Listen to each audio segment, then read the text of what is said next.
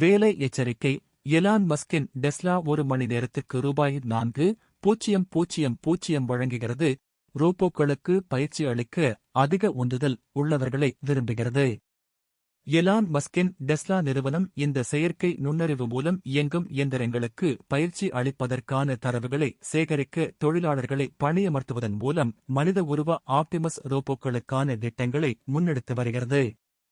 நிறுவனத்தின் தொழிற்சாலைகளில் பணிகளை தானியக்கமாக்க நிறுவனம் விரும்புகிறது. வேலை 1 மணி நேரத்திற்கு $48 வரை செலுத்துகிறது. இந்த நிலைகளில் ரோபோ இயக்கங்களை பிரதிபலிக்கும் மோஷன் கேப்சர் சூட்கள் மற்றும் VR ஹெட்செட்கள் போன்ற சிறப்பு கியர் அணிவது அடங்கும்.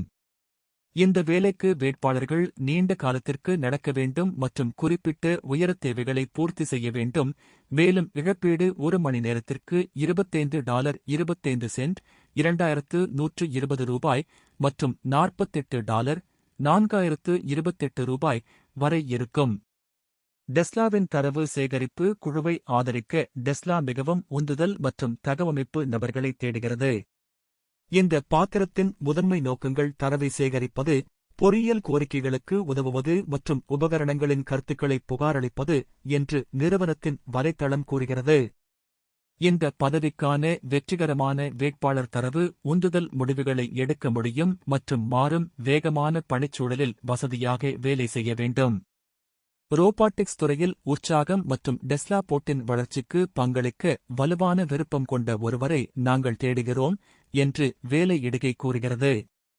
3 8.5 மணி நேர ஷிப்டுகள் உள்ளன.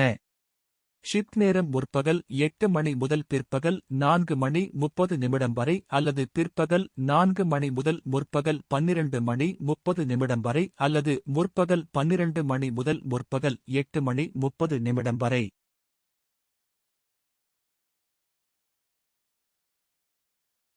தரவுகளை சேகரிக்க தினமும் ஒரு குறிப்பிட்ட பாதையில் நடந்து செல்வது இந்த வேலையில் அடங்கும். மக்கள் மோஷன் கேப்சர் சூட் மற்றும் VR ஹெட்செட் அணிய வேண்டும். திட்டத்திற்கு தேவைப்படும் சில இயக்கங்களை செய்ய வேண்டும். அவர்கள் பதிவு சாதனங்களை நிர்வகிப்பார்கள், சிறிய தொழில்நுட்ப சிக்கல்களை கையாளுவார்கள் மற்றும் உபகரணங்களின் வேலை குறித்து கருத்துக்களை வழங்குவார்கள். மாற்றத்திற்குப் பிறகு அவர்கள் தரவை பகுப்பாய்வு செய்வார்கள், அதை பதிவேற்றுவார்கள் மற்றும் அவர்கள் கவனித்தவை மற்றும் அவர்கள் கவனித்த ஏதேனும் சிக்கல்கள் குறித்து அறிக்கைகளை எழுதுவார்கள்.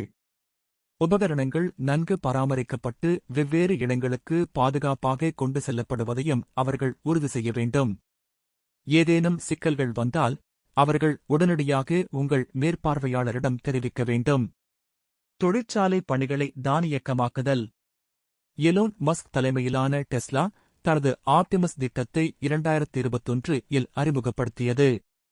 இது ஆபத்தான அல்லது சலிப்பான தொழிற்சாலை பணிகளை தானியக்கமாக்குவதை நோக்கமாக கொண்டுள்ளது.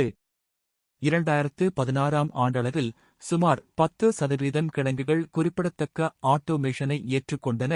ரோபோ ஏற்றுமதி 2030 வரை ஆண்டுதோறும் 50% அதிகரிக்கும் என்று கணிக்கப்பட்டுள்ளது என்று பார்ச்சூன் தெரிவித்துள்ளது.